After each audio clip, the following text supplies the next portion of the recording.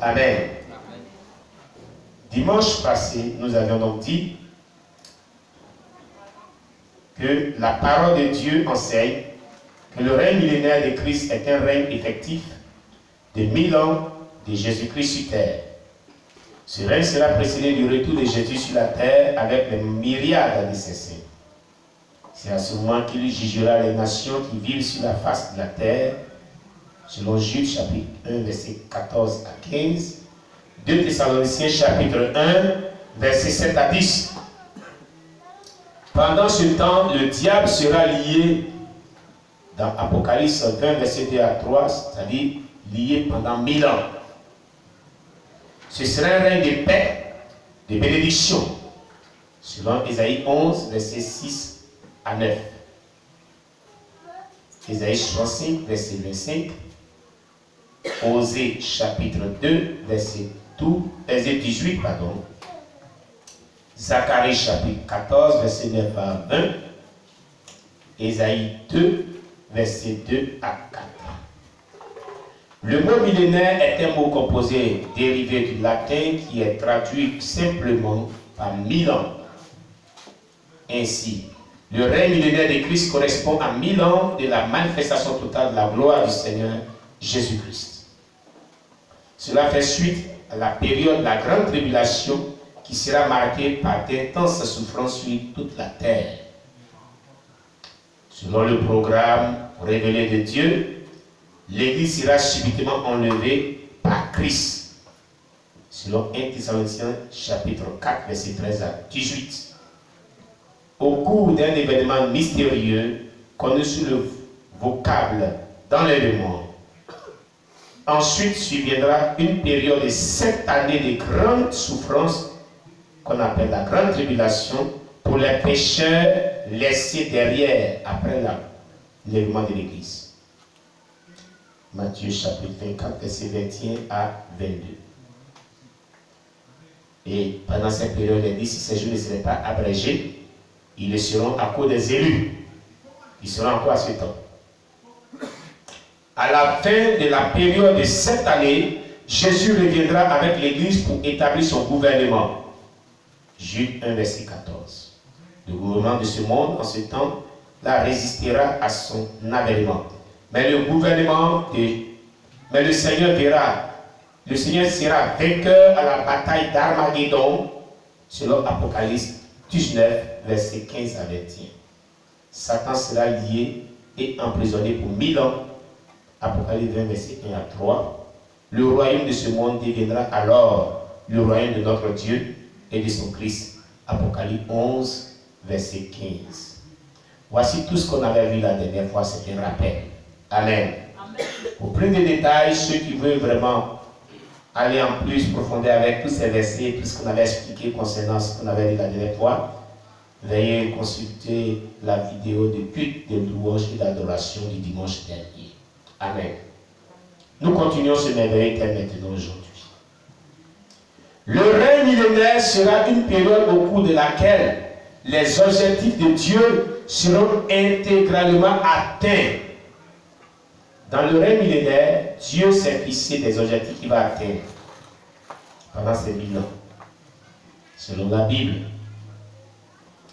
Et ces objectifs seront intégralement atteints. Rien ne dérangera les objectifs de Dieu pour être atteints pendant ce royaume de 1000 ans. Gloire à Jésus-Christ. Mettez-moi ces enfants dehors le plus vite possible.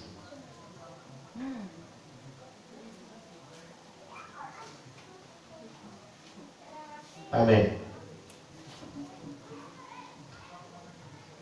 La théocratie, c'est-à-dire la gestion des affaires de l'État sous la direction effective de Dieu lui-même, sera établie. Amen. Il n'y aura pas la démocratie que nous voyons aujourd'hui. Au temps du millénaire, du règne de Christ, ça sera la théocratie et non pas la démocratie. Il y a une différence entre la théocratie et la démocratie.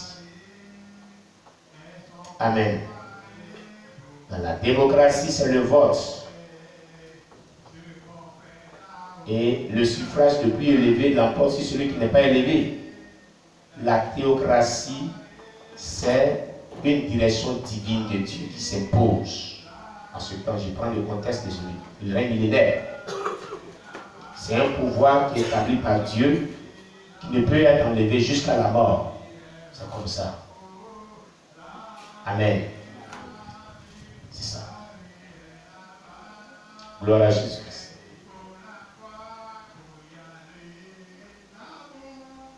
Donc,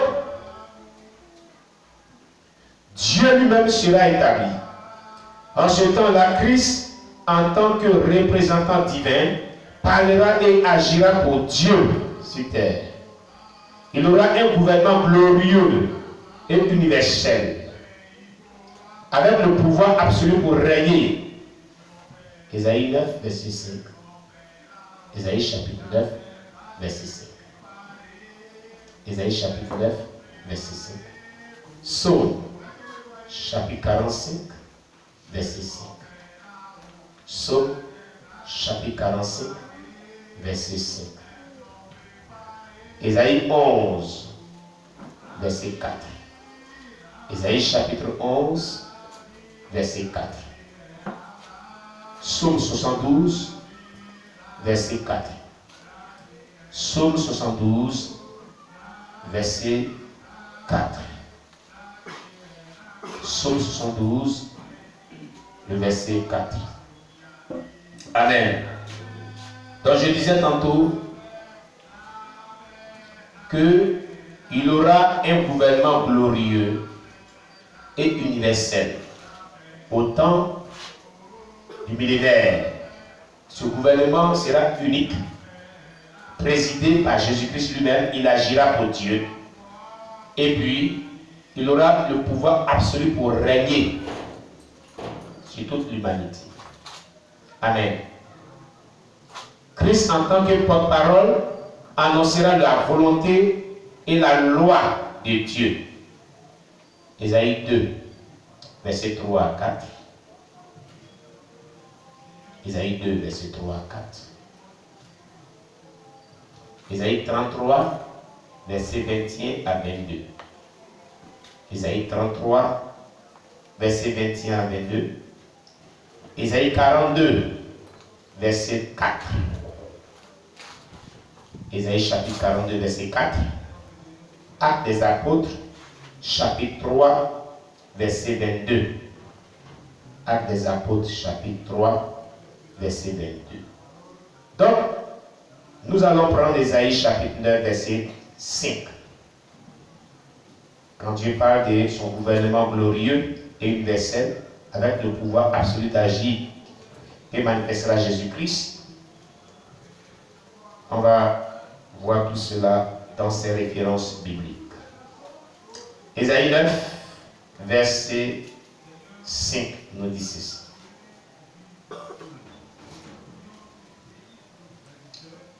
Car un enfant nous est né, un fils nous est donné, et la domination reposera sur son épaule. On l'appellera admirable conseiller, Dieu puissant, Père éternel, prince de la paix. La domination. Amen. Voilà. Il dominera sur le monde aussi au temps de millénaire. Il régnera. Amen, amen. Alléluia. Il sera le meilleur conseiller. À ce règne, il n'aura pas vraiment de trouble. Lui qui sème le trouble et la guerre est lié pour 1000 ans. Donc c'est un règne de paix. Aucun démon, aucun monde des ténèbres n'existera. Alléluia. Voilà. Psaume 45, verset 5.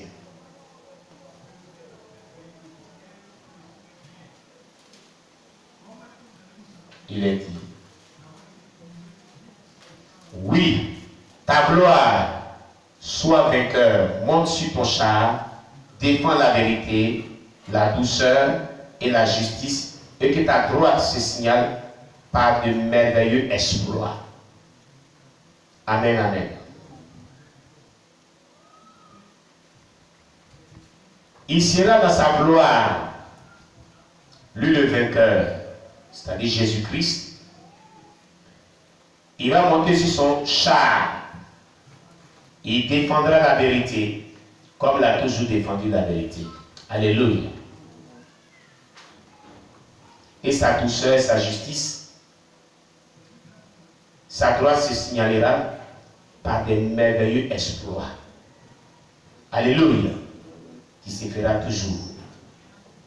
Pendant ce règne, comme on l'avait vu la dernière fois, les animaux les plus féroces seront même avec les enfants de 2 ans. Le lion. Le léopard sera avec la gazelle. Mangeront ensemble. Dormiront ensemble. Ça sera comme un paradis sur terre. Il n'aura pas de deuil. Il n'aura pas de malheur. Il n'aura pas de temps difficile. Il n'aura pas de mauvaises choses sur terre. Car celui qui crée les mauvaises choses sur terre a été lié pour 1000 ans. Vous comprenez cela? Avec ses démons. Donc dans le règne des millénaires, il n'aura seulement qu'un règne de bonheur et de paix. Et je voudrais vraiment exhorter chaque bien-aimé à faire l'effort afin de pouvoir bénéficier de cette grâce aussi. Qui n'aimerait pas vivre sur la terre pendant 1000 ans avec Jésus-Christ? Amen. Que le nom de Dieu soit béni. Ésaïe 11, verset 4.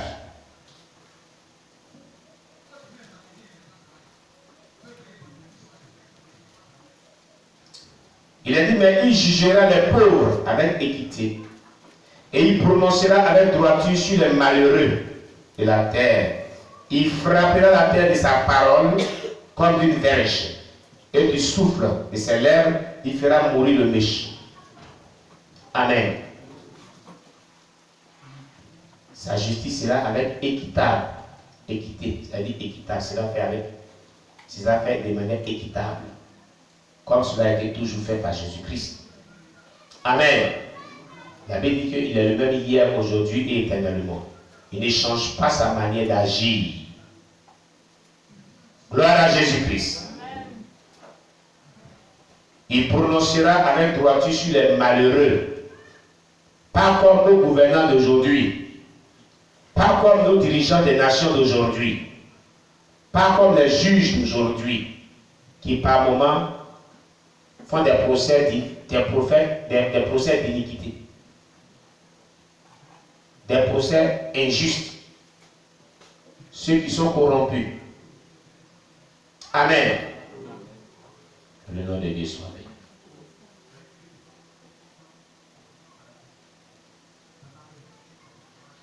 Psaume 72, verset 4.